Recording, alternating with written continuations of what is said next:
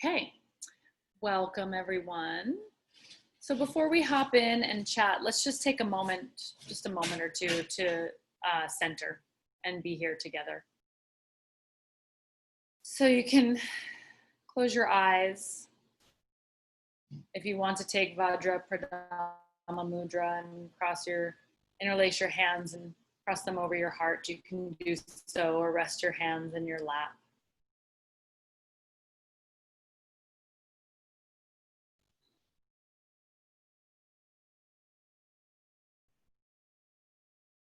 Just settling in, letting the transition from the outer world, from all the other things we have going on, cycle into this sacred container here together with one another. Letting whatever was going on for you before this call, letting that process, that cycle come to a close.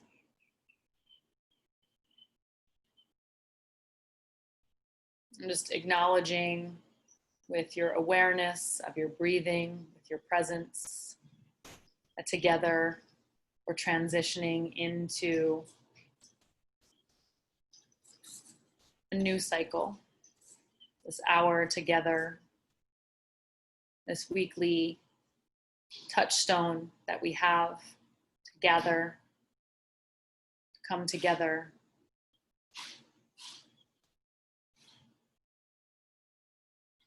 To remember our wholeness.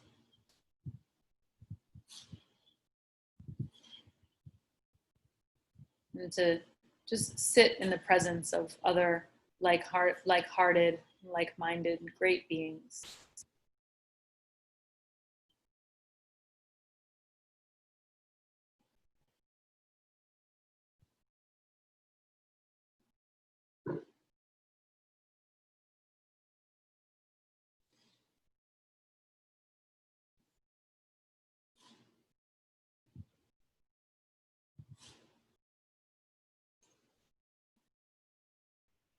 I'm just coming to this call today, dropping in the acknowledgement that exactly how you are in this moment is perfect. There's nothing else you need to do, no one else you need to be.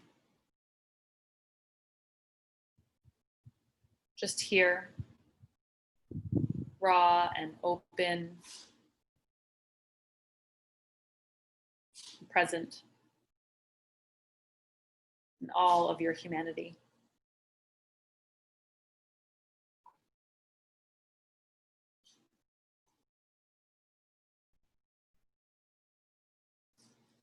Just take a few more breaths, filling up in and around the heart center.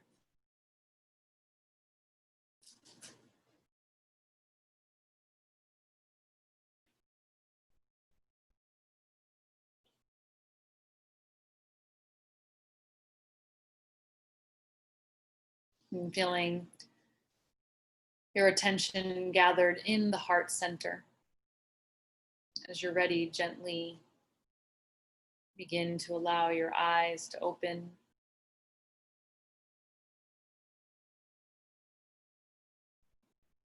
Present here with one another.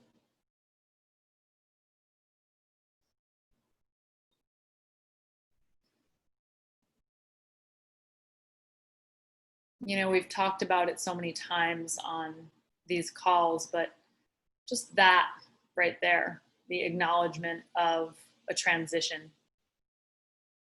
is one of the highest spiritual practices we can do. Acknowledging that, you know, we are infinitely in transition, and using that as a practice to keep the thread of our awareness steady and whole in its recognition as we move from one thing to the next in our lives. And we'll do that in a little while. by following our breath, you know, as a practice to being able to do that. So we'll go there soon, you know, but today, after our call last week, and I know a lot of you were here for the call last week and have been here really regularly. And if you were not, that is no problem. Welcome. Everyone's welcome. Welcome into the conversation. And today is going to be a little bit of a kickoff point for a major, vast, huge conversation that could go on for weeks and weeks and weeks and hours and hours and hours. That really spawned off of one of the questions Jamie asked, two questions Jamie asked last week, which was, you know, something along the lines of, you know,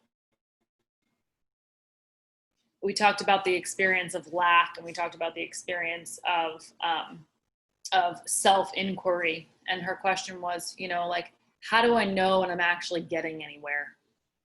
You know, how do I know when I'm healing, if I'm getting better, if I'm progressing on my spiritual path?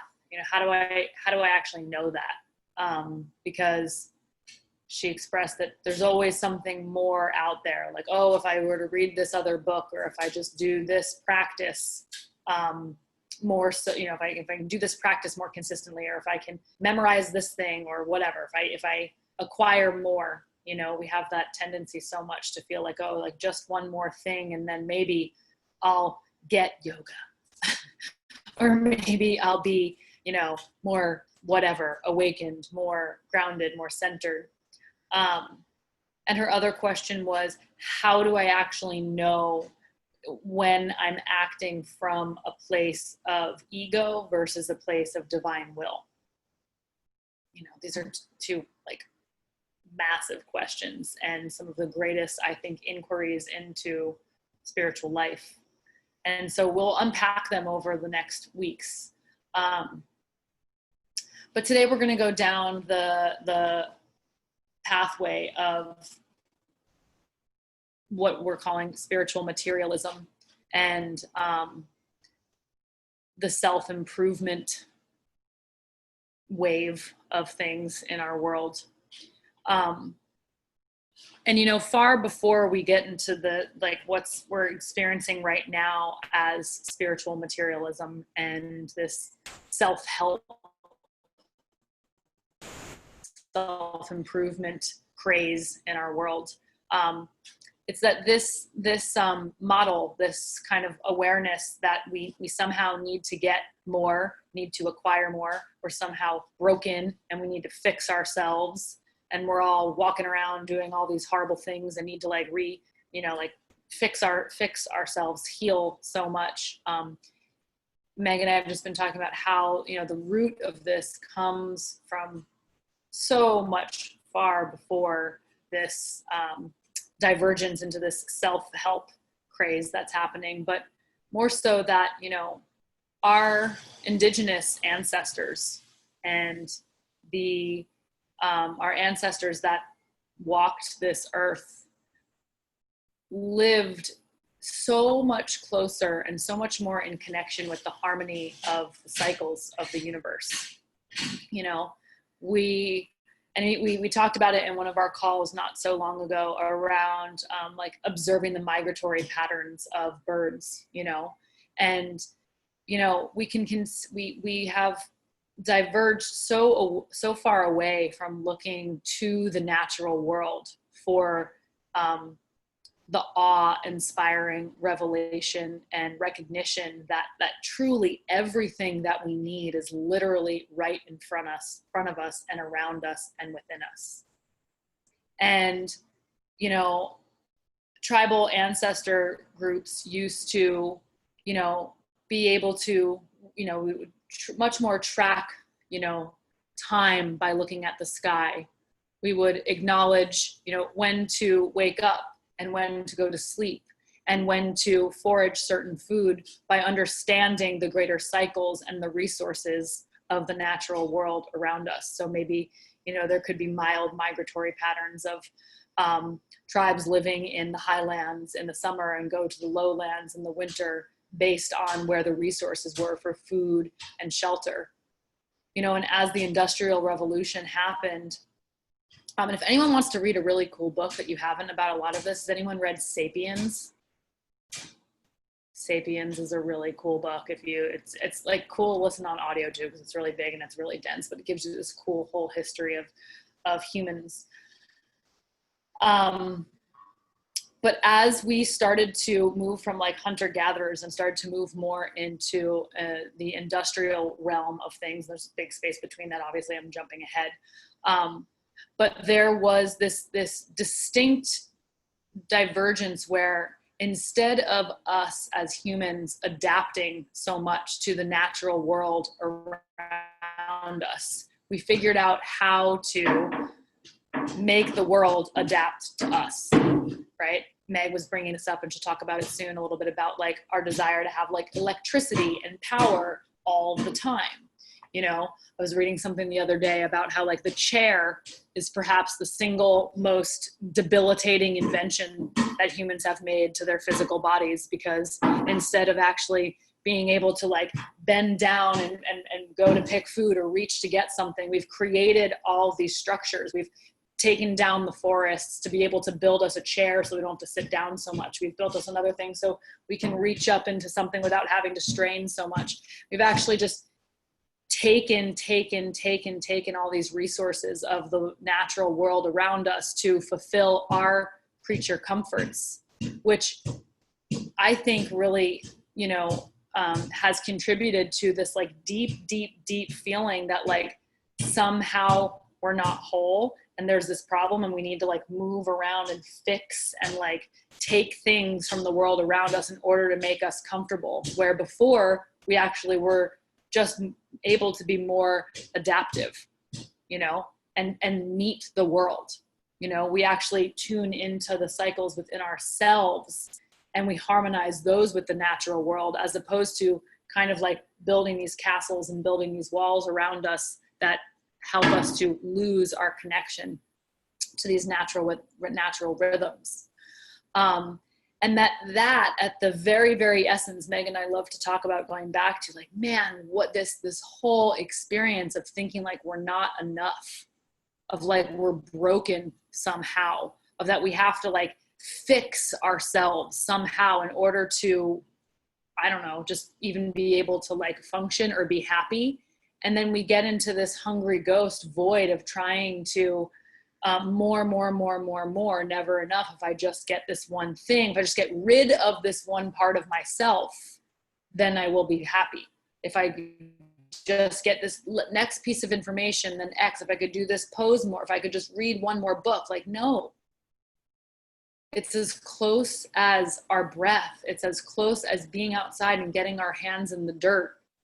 You know, like we were just talking yesterday about how the simplifying is what is healing, because all we're doing is we're returning back to our wholeness, not because we're not whole. All that isn't whole is that we're thinking we're not whole. Is that the mind is believing something that is, you know, we're in this space of believing something that isn't real, but that we return back to our breath. We return back to eating our food, sleeping, and rising in alignment with the natural world around us. We just experience our wholeness more. It's so simple and so profound, you know, and we make it so complicated when actually this acquiring more information and, you know,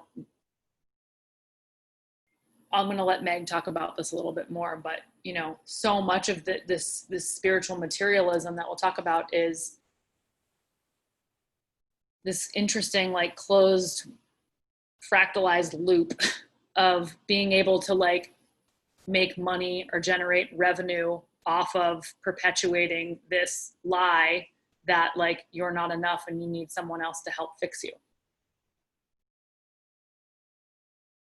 You know, and so it's not about the tools. It's not about the practices. It's about the state of being. of breathing, of being present with one another. All the practices are fun. Some of them aren't fun. Most of them are fun, or, you know, cool toolboxes to add, cool tools to add to the toolbox. But at the end of the day, we actually don't need any of them. All of them are just gateways, or the analogy we always like to share, like they're fingers pointing to our essence. But we get obsessed with the finger. We get obsessed with the tool. Like, oh, am I doing the tool right? Like, oh, is this like, we're staring at this, when the whole point is that this is just a tool pointing towards the moon, or pointing towards our wholeness. But we get so obsessed with the thing, right, that we're missing the whole big picture. And the returning back to that truth, that wholeness, the big picture, because it's not that it's actually, you know, you can't actually ever not be connected to source. My teacher, Douglas Brooks, says you can't fall out of the universe. Like, good luck, you know? It's just an illusion that we're separate, an illusion that we are somehow broken. It's okay. But there's nothing that you actually have to fix, because you're never not separate. So you're never not together. Separateness is not, we're all one, it's all possible. It's about how can we consistently reframe and drop ourselves over and over again into that recognition, to actually look out into the world. You know, you go outside, you look into nature, and immediately it's like, oh, okay. You close your eyes, you feel your breath. Ah, okay, that's it. The more that we do that consistently, the more that that remembrance just becomes something that is I don't even want to use the language, I've been using it for so long, about like, it becomes your more like regular operating system. I do like that language, and I do agree with it. You know, it's like if we start to train, then we start to use these words more too. It's like we start to train ourselves, or, you know, it is about practice, but it also is, and discipline, but it also is about, you know, I just keep going back to it, is about softening. You know, sometimes when I think about like practice and discipline, it's like, oh my God, it's this like other like hard thing we have to do to add to our list. I'm really good at adding things to my list. And like, I did that thing, you know, and I'm doing it a lot, 500 times a day, right? But this is where I think the simplicity comes in so much, you know, just this like this simplifying and enjoying returning to our breath, enjoying and remembering to go outside and see the natural world, reminding ourselves of like, oh no, I actually am enough. That it really doesn't have to be about changing who you are in any way. All it is a returning back to who you are at your deepest level. And we don't have to isolate and be on a mat and be in quiet and be withdrawn from everyone and acquire all this information to do that. You never read another book or did another yoga asana ever again. Guess what? You're still enlightened, or can be in that space of recognition at any moment. You don't need any of it. You don't need your sage. You don't need your tarot cards. You don't need your candle. Those things are pretty and they're nice, but you don't actually need any of it.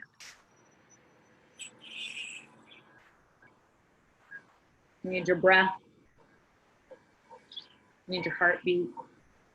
And you need your desire to pay attention, to be in awe of what's all around you, within you.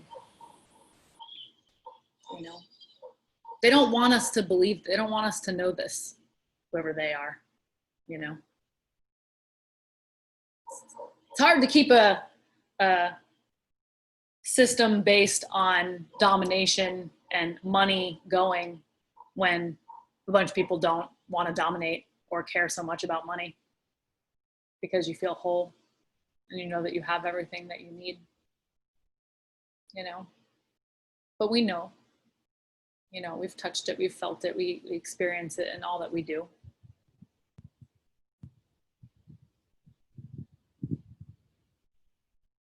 So we'll keep going down this road. Meg, I don't know if you want to chime in a little bit here. I know you and I could both talk for eons about this, and we're just starting to scratch the surface. Like we said, this will be a many weeks long conversation. So before we meditate together, I'll let you chime in, Meg. Thank you for that, Ashleigh. That was beautiful unpacking of. Oops, sorry, I muted you. I thought you were me. Yeah, I know, because we have the same picture now, because we are one. We are not other. We are not separate. We merged into one. Oh, we're trying to figure out this whole Zoom host, co-host thing. That's funny. I mean, I think that this is something too, to just be able to like laugh at yourselves too, and just like have some humor about it. I mean, you know, Ash, this was a beautiful way that you unpacked all of this. And again, this is the conversation that we continually have. And Ashleigh and I have this conversation all the time. And, you know, I think for me, what's really coming up to say is to like, you know, the practice for me over and over again is to surrender into my insignificance.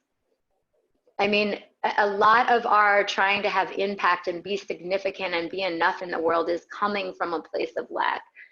So, you know, I've been going through a pretty intense time here with my family. And yesterday morning, I got up early and I ran to the top of this canyon.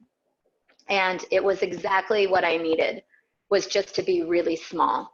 I just needed to see like, oh my gosh, right? There's all of this swirling right in front of my face right now, and in my family and in everything. But when I got up to the top of that canyon, and there were canyons and canyons forever and ever, I was like, right, I was able to take my rightful place in the course of time and space, which is really, really small. And so when we talk about your wholeness, it's not just about me. It's not just about you. It's about something so much more vast. And when Ashleigh used that word awe, like that's the thing that I know that I'm when I feel both humble, like when I feel both small and really awed by the bigness of things, that's how I know that I'm a little bit more, you know, a little bit more aware of the truth of things.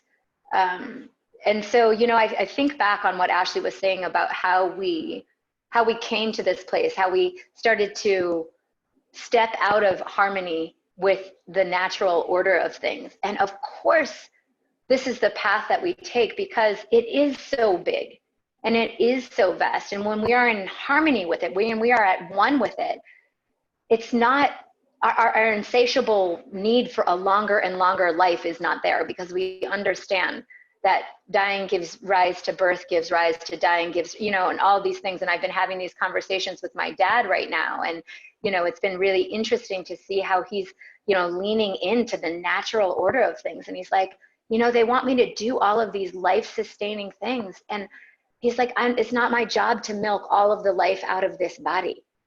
I want to be fully engaged with what I can while I can. He says, I want to play the cards that I'm dealt, but I don't want all of these extra, you know, extra things over it, because that's not part of it. He's like, life is you live and you die.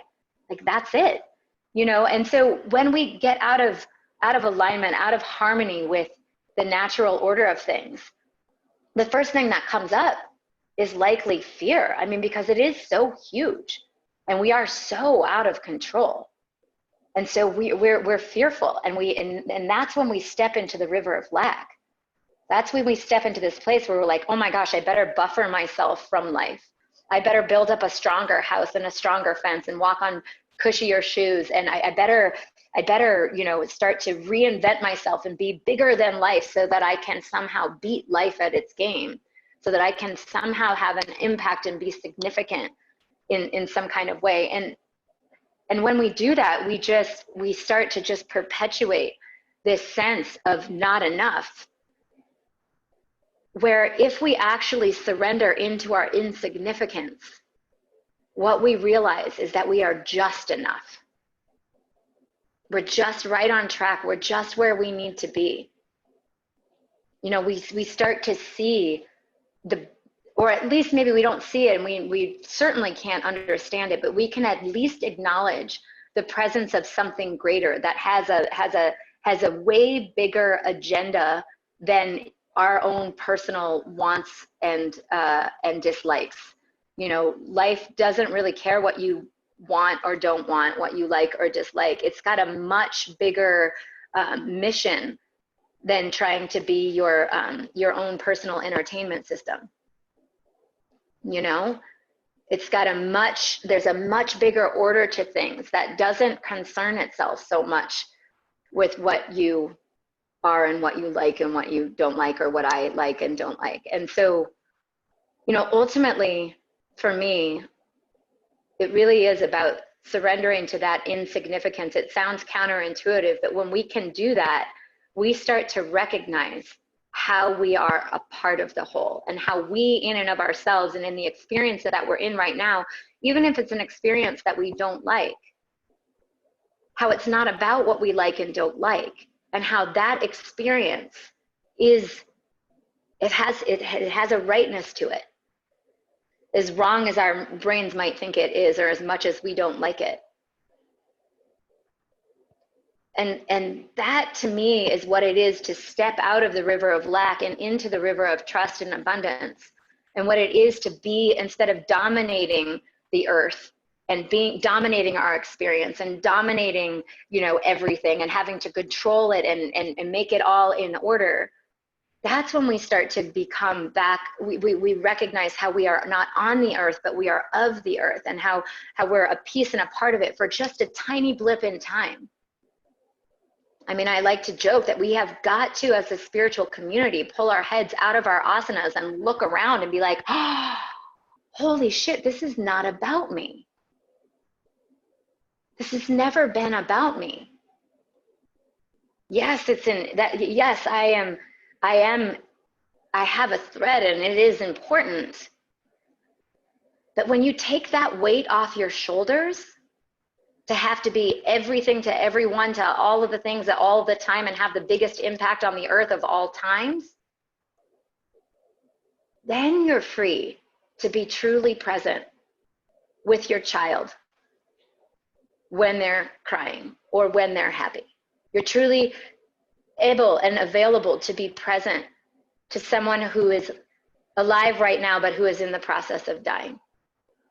Because you understand that even though that's hard, there's a rightness to it. And it's not about you and what you like and don't like. And that's how we start to remember that we're whole, and we're not just chasing the next thing, like Ashleigh was saying, the next book or the next podcast. If I could just go down this avenue, and we're just, you know, we're just spinning.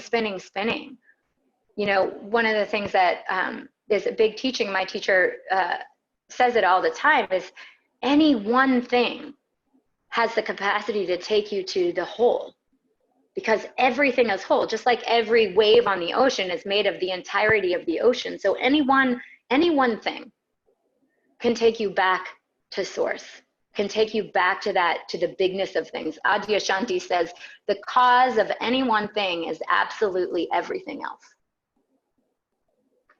And if you think about that for a second, it's like, oh, wow. Right, the cause of this gathering right here. It's not because like you like put it on your calendar and you heard about it through our email list. There's an infinite amount of details and things that had to happen to bring us all together. It's incomprehensible. The cause of any one thing is absolutely everything else, and so any one thing can lead you to everything. And whatever you need is right here in this moment to just remember, not in your head, but just to have an experience of something greater than just this thought or just this want or just this urge. So I think that, you know, I want to turn it back over to Ashleigh so we can have a meditation, and then I think that we're going to open it up for people to share. But I feel like surrendering into your insignificance in order to remember how you are enough.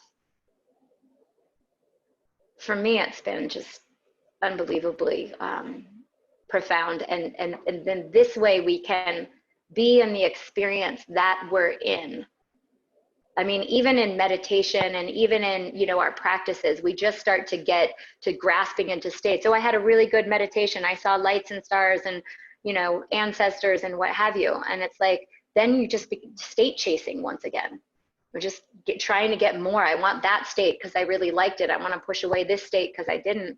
You know, all of these practices, all they're ever trying to do is to get you to open up to whatever is present right around you. And sometimes we use our practices as a spiritual bypass to check out from everything around us versus really immersing into it, you know? So I think, you know, that being said, you know, perhaps, you know, Ash, I want to turn it back over to you for meditation, and then maybe we can open it up to everybody. Yeah, you know, I was actually feeling that maybe we share now and end in meditation. Okay, perfect. We have a lot of great stuff like that. Was just feeling to me. Thank you for all of that, Meg, and for the love that about tuning into the insignificance, just our smallness, you know, and not being about us. Yeah, and the state chasing, so important, and such a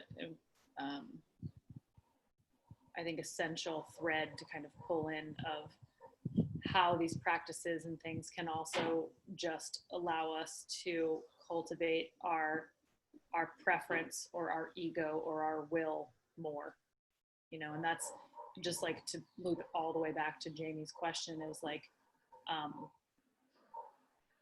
you know, I'd say that, you know, progress on the spiritual path is the capacity to be able to be present, to be connected to your breath,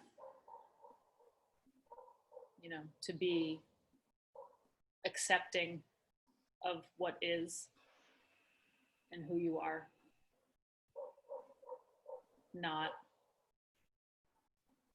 a whole other list of things that, you know, you can sit for a longer period of time, you can hold a pose for a longer period of time, you know, certain mantras, you've done X, Y, and Z amount of things. Like, you could do thousands and thousands of hours of mantra practice and still be a total asshole. Say you're going nowhere on the spiritual path, then, you know. It's true. I mean, I think that it's about like, can you be available? It's like, okay, can we tether to our breath in a moment and be available to what is, like fully available to whatever is in front of us? Because I think a lot of us will use like, okay, I'm just going to drop into my breath, which means I'm dropping out, you know, like we can use it to like drop out of whatever is in front of us. You know, I used to write when I first started practicing yoga, and it was like using the Ujjayi breath because I was an Ashtangi, and I was like, you know, and my boyfriend at the time was like, oh, you know, because we would be having a conversation, and he, you know, a charged conversation, and I'd start Ujjayi breathing, and he's like, oh man, I'm really in trouble now. But I was really just checking out. I was like, instead of really dropping in and using that as a tether to drop in more completely, I was like, you know, for a moment I used it as a regulation practice, and then I used it as a withdrawal to not be available to the experience that I was having, that we were having, and that kind of thing. And then the other thing that I just want to make sure that is really clear when I talk about surrendering into insignificance, it's not this like really weird thing that I can do, that we all can do, of like martyrdom. Oh, I'm just so small, so I just, you know, it's not that. It's really, it's more of a sense of like, of humility. But that's truly the first place for me of true power and true wisdom.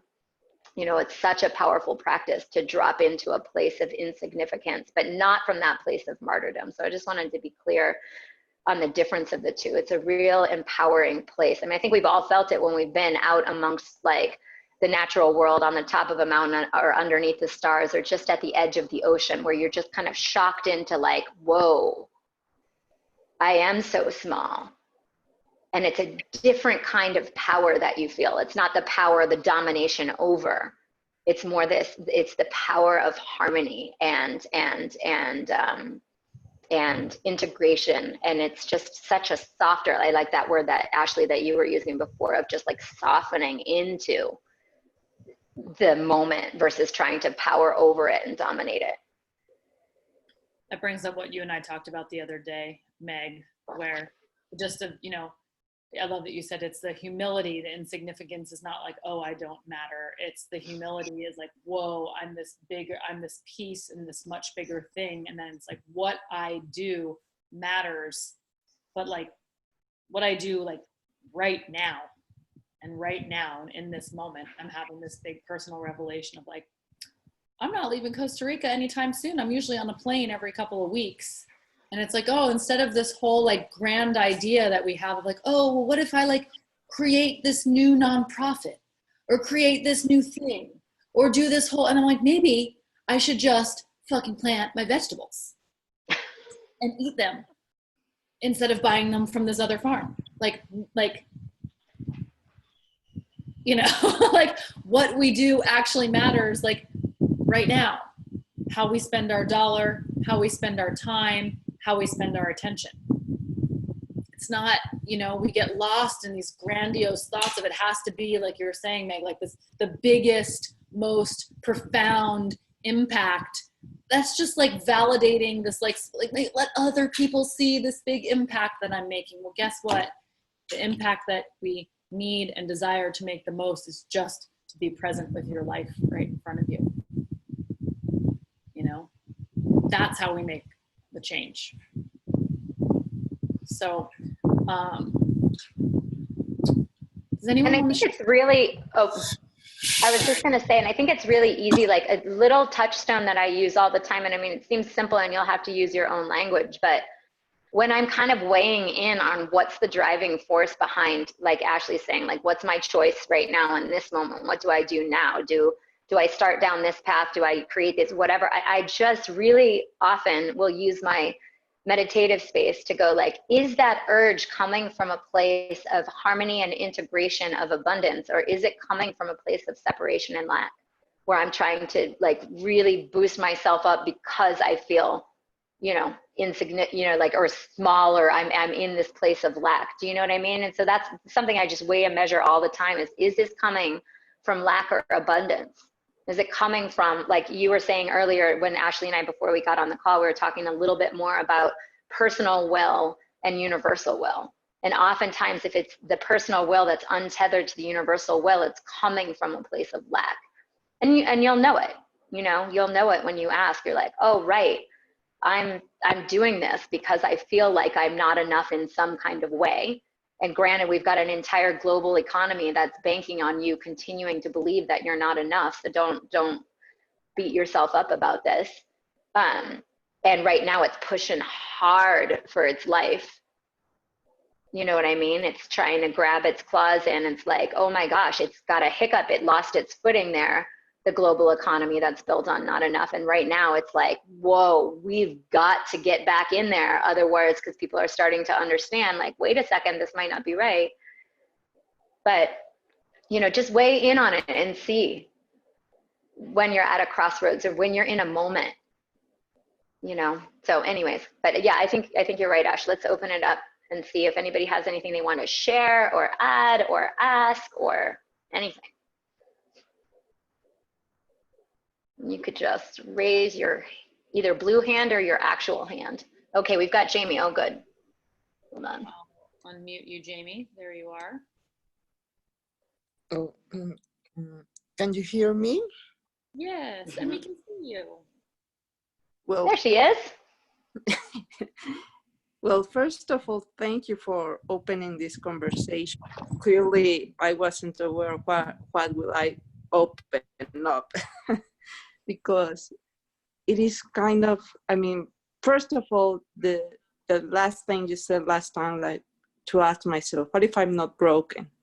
It immediately like bursts something, you know, like it does change something.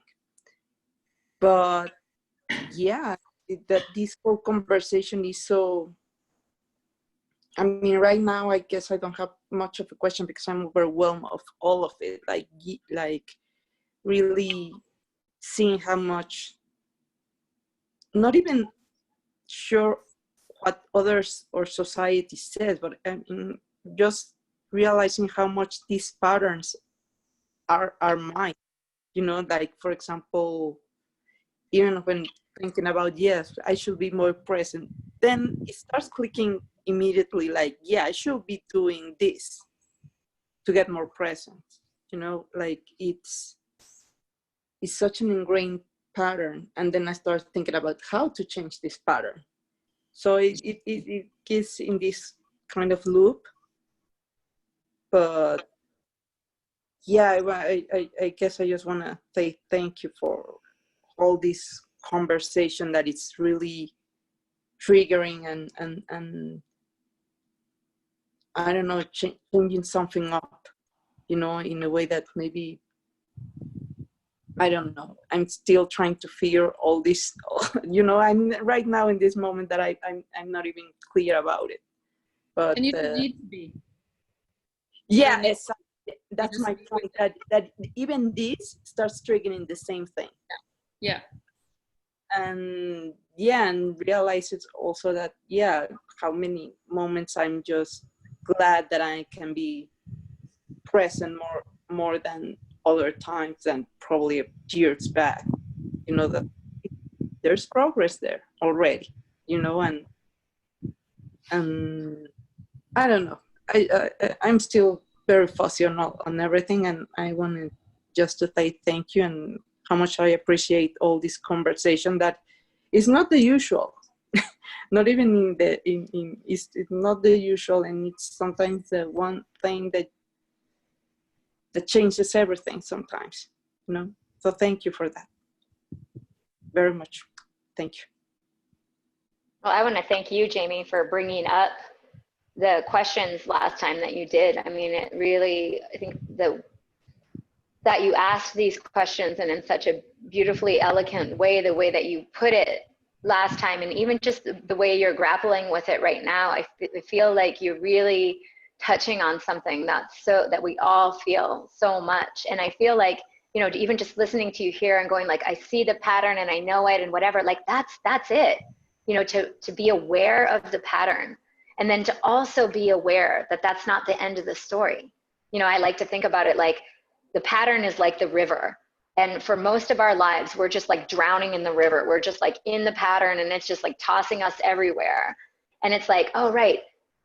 At some stage in the game, we realize that the river can still be there. The patterns can still be there, but we've pulled ourselves out on the bank of the river. And we're like, oh, I see that.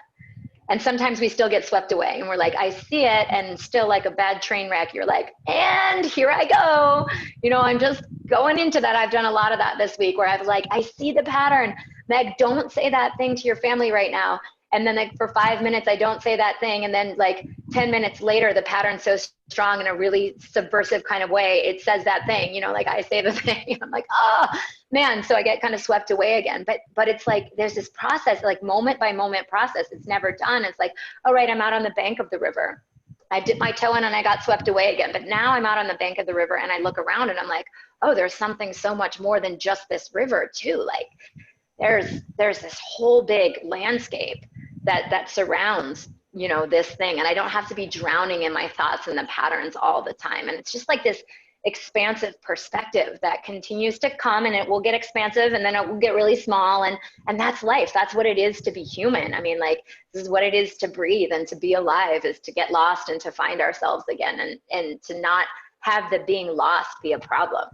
Like that's part of it, you know, and to recognize the beauty in the moments that we lose ourselves, and what that does for us. Because you know what, it keeps us off our high horse and allows us to be compassionate and empathetic, because otherwise it'd be all those other people who get lost and who are, you know, struggling and whatever, and we're just like high and mighty and let me help you, you know. But it's like, oh right, I get what it is to grapple with the tough parts of my humanity and how hard it is. And so then when we engage with somebody else and they're grappling with that, we don't have this subconscious judgment that's back there going like, shouldn't you have figured this out by now? you know, it's just like part of being human. And there's nowhere else to get. So anyways, thank you, Jamie, for really framing this conversation for us. No, thank you, really. I mean, it's so, again, it's so simple at the same time, but it's not always there for us. I mean, we don't see it very often sometimes, you know. So thank you very much, really. Glad to be in this community. Thank you to everyone. Thank you, Jamie. We have Sindri. I'm going to unmute you, Sindri. Although I just lost you somehow. Let me unmute you. There you are. Unmute. Unmute. There you go. Hi. I missed you guys last week, but I'm glad I got to see everyone again today. And right, like at the beginning when you brought up Jamie's questions, I was in some really interesting discussions around these ideas recently. So I was just going to share kind of my takeaway from that because I found it really helpful. Just in talking about like, how do you know if you've achieved this, like healing or more consciousness? The metaphor that the guy that was leading the discussion he used that I really liked was like, how do you know if you found your car? You're looking for your car if you don't know what your car looks like. So kind of just defining like whatever that success is for yourself so that you know when you're there. And I was like, yeah, that makes a lot of sense. Like you can't ask someone to help you find your car if you don't even have any clue what your car looks like. So just like being clear on healing, for example. And then we talked a lot about how do you know if you're healed in that conversation. And the really helpful thing I got out of that was he was just saying healing doesn't mean not feeling anymore. Like if you're really hurt by something and you keep feeling that hurt, it comes out in different ways. You're triggered. Like you can't expect not to feel because you're a person and that's what people do. So like healing doesn't mean not feeling whatever that is, but just getting to a point where you can have awareness of the trigger and like choose a different reaction to it instead of having this reaction where your subconscious mind is so powerful in that hurt that you can't just like choose your way out of like I'm just going to be happy now and not be hurt, but just getting to a point, you know, where you can recognize where that hurt is coming from and see it, and then that you can kind of choose how you react to it.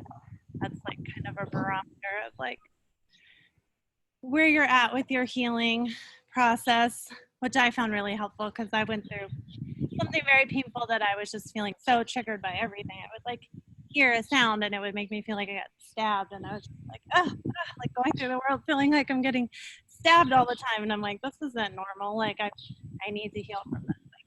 I can just sit with the feeling and be like, okay, like I feel this, but getting to a point where I started to feel like, oh, I'm very triggered, and then I can start to feel like grateful for those experiences and choose to react differently instead of like having a fear reaction of like, oh, I need to protect myself now because I'm scared because I'm feeling XYZ. So not to overcomplicate the conversation we all just had about simplifying, but that was sort of not so much of a tool, but like a mind frame that has been helpful for me in figuring out if I'm being successful in like a healing process for people.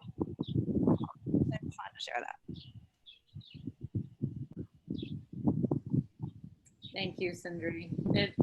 You bringing up the analogy about the car made me think about this lecture or talk concept that I learned years ago with a teacher and then used to share it, which is we can't get into it now. It's a whole thing. It could be a whole other thing, but about in one of the Shakta, more southern India tantric traditions, there is an understanding that there are 7 particular attributes or qualities of the divine. You know, like if we're talking about like, oh, we want to align or we want to drop into and connect to what is God or presence or wholeness or our highest self, like what is that?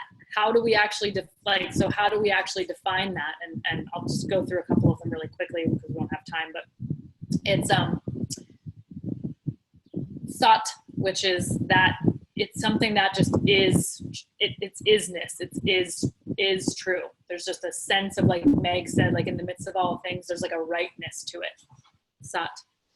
There's chit, which is that like there is a sense of awareness, a sense of wisdom, a sense of, like Meg said, like this like other perspective or view, like you get outside of yourself. Chit. Ananda. There's a sense of bliss, of joy, of fulfillment, right? Satchidananda. Shri means auspiciousness or benevolence. So that there's an experience there that whatever it is benevolent, is inherently good or life enhancing. Swatantriya means that there is like a self-generating, weaving, free will or animation that goes on behind it. So you have the experience of like, oh, like there's something more happening here. There's like a bigger thread, a bigger tapestry being woven, right? Purna, which is the one I have tattooed here, means what we've been talking about today here, which is Purna means, you guys heard of like Purnamada, Purnamidam, Purna, you know that mantra. Purna means perfection or fullness or completion. That like inherently in each of us, inherently in the universe itself, there is a perfection, a fullness, a completeness to it. So we have this sense of like all is perfect as it is, right? And then the last one is spanda, which many of you have heard that with us if you studied with us. Is this that there is a pulsation, you know, that there is this, just as Meg so beautifully described, there is this like these moments of being completely swept away by a thought, by an emotion, by a feeling. And then also there are these moments of standing on the banks of the river and having this spaciousness, right? And that when we have these, so my whole point of this, and I think we'll end with this so we can meditate, is this pull back and forth, right? This experience of being like, oh, I'm back in my pattern. Oh, I'm having some space from my pattern. Oh, like that is actually consciousness. That is the divine. That experience is God. The pattern doesn't, the pulsation doesn't go away. You would be dead if it did. You know, if you're actually just experiencing this one wholeness, unchangingness, then you're not actually embodied. You're not actually yourself anymore. So the Spanda is such a beautiful, there's a beautiful tantric text called the Spanda Karaka that I love so much, that dives into the whole essence of awakening, the whole essence of creative splendor, of the splendor of awakening is the experience of these pulsations, these experiences of being your small self, of being your big self, of being caught in this part, of being able to see yourself in a different way. This is why relationship is such a sacred practice, right? Because that's your relationship with yourself, but the relationship with the material world around you, with someone in front of you, is the very access point. That remembering of like, oh, I'm not exactly true for me, to, oh my gosh, yes, this is completely true. We are one, and having that experience. That the pulsation itself is the awakening, is the transcendence, is God, is spirit, is consciousness, is goddess, however you identify, is your highest self. Does that make sense? Like, enjoy the waves. Life is surfing. I mean, really, you know, we're not going for stagnant. We'd also be dead. You know, if we were going for some just like, oh, I've got this state and now let me stay there and try to grip and hold to it. Whatever doesn't bend breaks, right? So these waves and these pulsations and these rhythms themselves are the access point into the deepest part of self. And so let's do that in a practice to close. Let's do that just to feel it. So let's have a comfortable seat.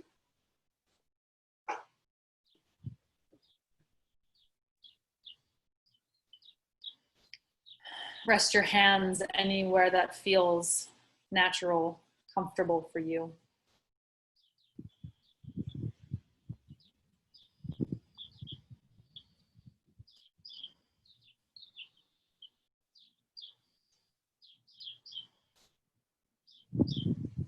Take your awareness to your belly and follow your breath. As you inhale, feel your breath come into your body and expand into your belly. And as you exhale, naturally feel the belly move back towards the spine. As the breath moves up through the central channel and out through your nose. As you inhale, follow the breath in through your nostrils, down the back of your throat, and into your belly as your belly expands. And exhale, as the belly moves towards the spine, follow your breath up through the central channel. You might feel more you follow it through the crown of your head, or if you like to follow the breath actually literally through the nostrils, you can do that. But inhale, in either case, feel the breath move in and down towards the base of your spine as the belly expands. And as you exhale and the belly moves back towards the spine, feel the breath move up and out through the crown of your head on the exhale.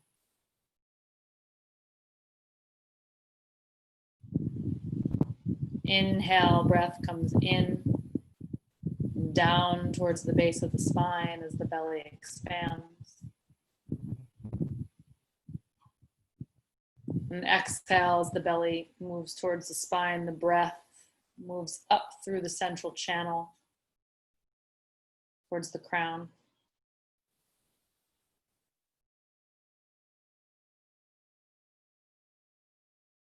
Without pushing the breath out or pulling the breath in.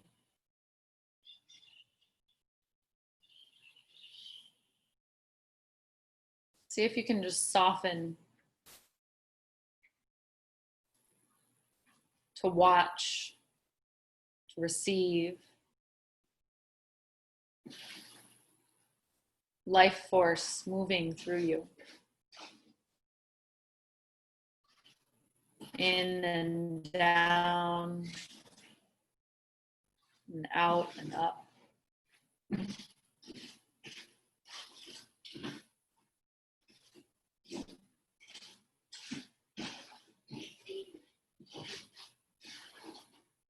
Your awareness following this pulsation.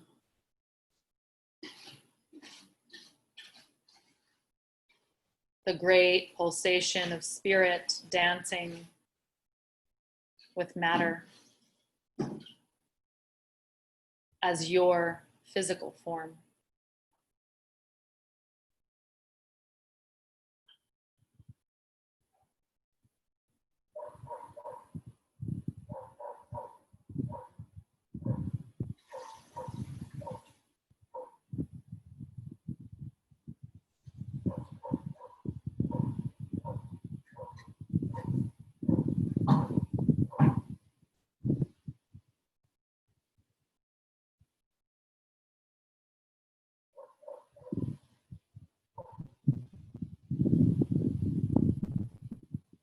As your breath comes in and down to the base of your spine, notice for a moment at the top of the inhale that there's a pause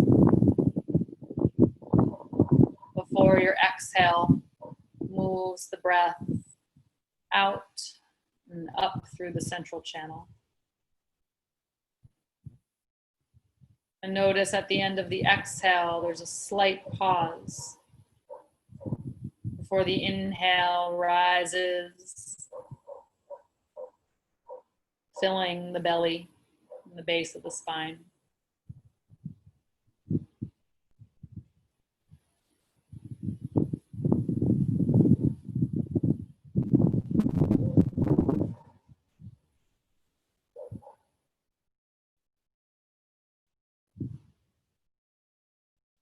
As your awareness flows, following the rhythmic pulsation of breath,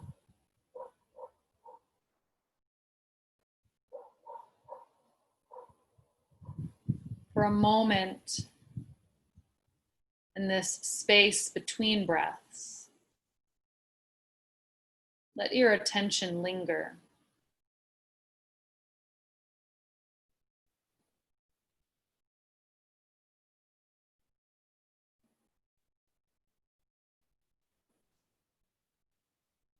Just for a moment at the top of the inhale and the bottom of the exhale, your attention lingers before dropping in and continuing to follow this rhythm, this divine pulsation that is the undercurrent of reality, truth, wholeness.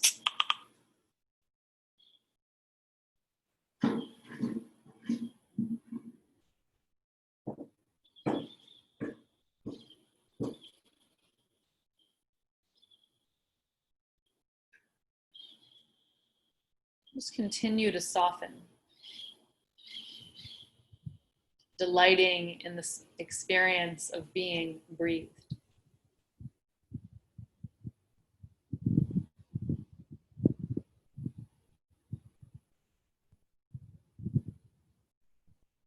Watching this magical unfolding.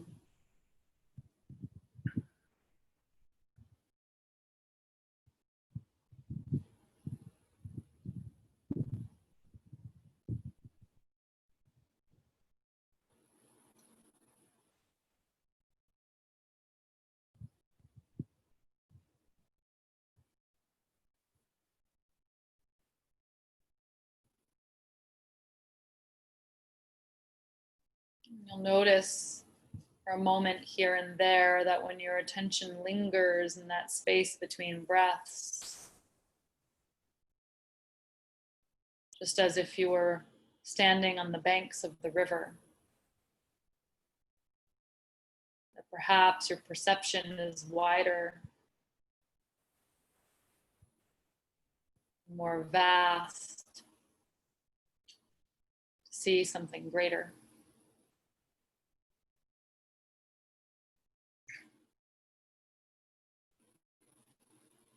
And all the while, still this rhythmic pulse.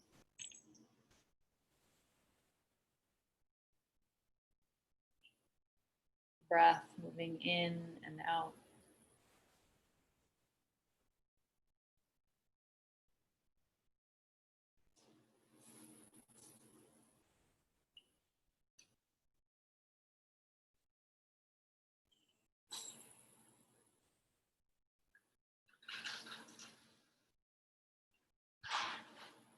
Let's cross our hands in Vajra Dhamma Mudra and place them over the heart.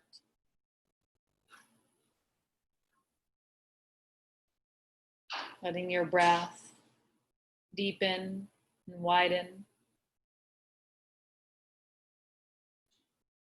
And gathering your attention back into the center of the heart.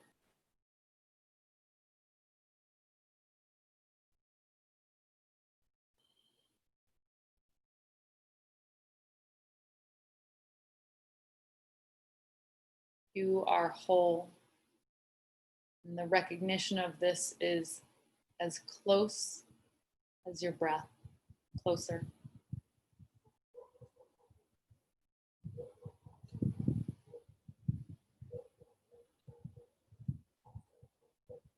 Gently allow your eyes to open.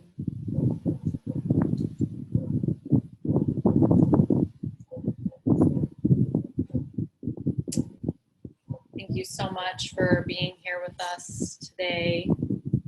It's always such a gift to be here with you, to see your beautiful faces, to share in this conversation. Sending you all so much love, and please feel free to take that breath practice with you, that meditation throughout the week, anytime, eyes open, eyes closed in the midst of anything. Thank you so much, and we'll see you here next week. Thank you all. Mwah. Bye.